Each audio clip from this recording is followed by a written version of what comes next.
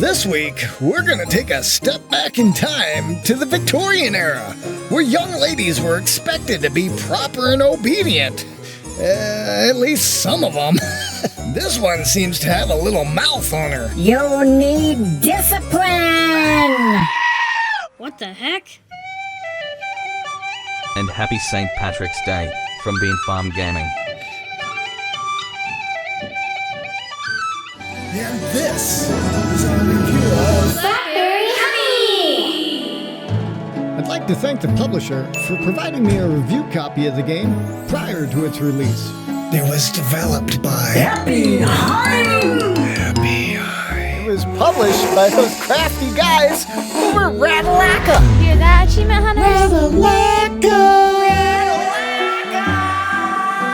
This game released on February 10th to all major consoles for the price of $12. You guessed it, $99. This week's release is a visual novel, so it's highly encouraged for you to go into the options first thing, toggle on the skip unseen text, and go ahead and max out the text display speed and auto forward speed. That'll help you a lot.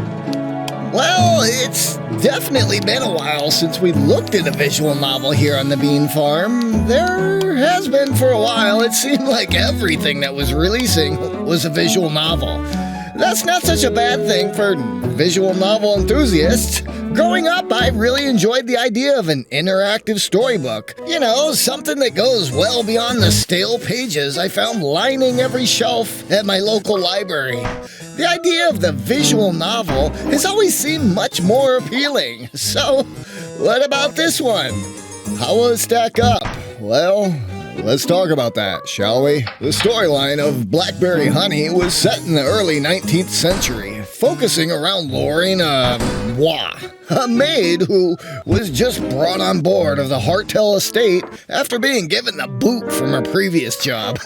Way to go, Lorena. As you may suspect, the benefits of a lowly maid in a Victorian era is a far stone's throw from anything you may think is glamorous, as you're treated as basically slave labor and pushed around by most everybody in the family, especially by the 12-year-old girl of the house, Constance. As the storyline unfolds, the older maid, Tahua, seems to have a special twinkle in her eye for you.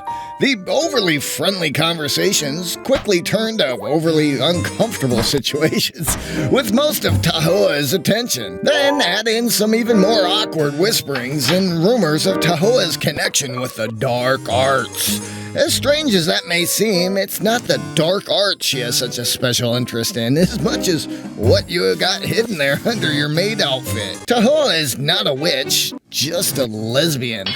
An overly aggressive one at that. So the story goes in the overly predictable direction, as the story of the lowly maid quickly turns into a forbidden love story, where the only thing for you to do is sit back and watch. I say that because in this visual novel, you're given no storyline choices or branching storylines. You just sit back and watch. And if you follow my instructions in the options menu, you'll soon blast through the entire game in around 3 minutes, which happens to be the quickest and easiest completion of 2022. The only way not to obtain the 1000G on this one is to shut it off. And Cheetah made a guide for this one, so feel free to check that one out. I'll put a link to his guide right up here. He basically says the same thing as I did for the completion.